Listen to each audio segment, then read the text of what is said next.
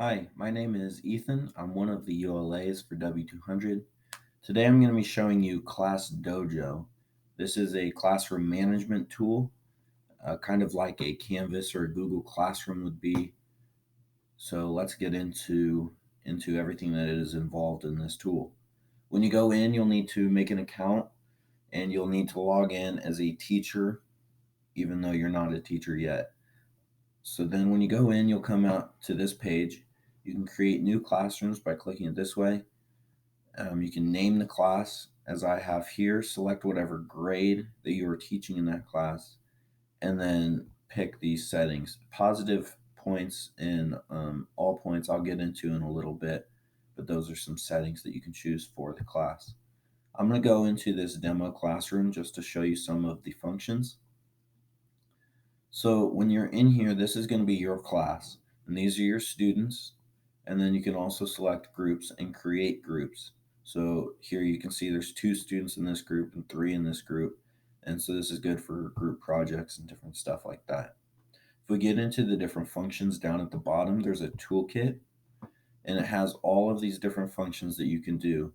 If you think about the timer, in class, if you want them to break out into groups, you can keep a timer for them. You can post directions, you can have music, and all of these different functions you can use within Class Dojo. You can also take attendance, which is a great tool, and you can mark everyone absent or everyone present. Just tap on them. So this would be absent, um, and then this would be present. You can also save your attendance so you don't have to write it down. Class Dojo will save it for you. You can also select multiple students. So if you have feedback for 2 or 3 people, you can select multiple students and give them feedback all at the same time. You can pick a random student. So let's say you want someone to share and you just want to pick a random student, it'll do that for you and pick a random student. There's also the timer, which we already saw, and these big ideas is just something the Class Dojo has for stuff in your classroom that you can watch different videos for that. If you go up to the top, this is your classroom with the students and groups like we already talked about. If you click on portfolios, this is where you can post assignments and activities.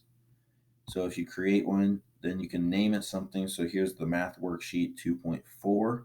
You can write instructions for them or also record them here and then choose your response type. How do you want the students to answer the questions or answer the worksheet?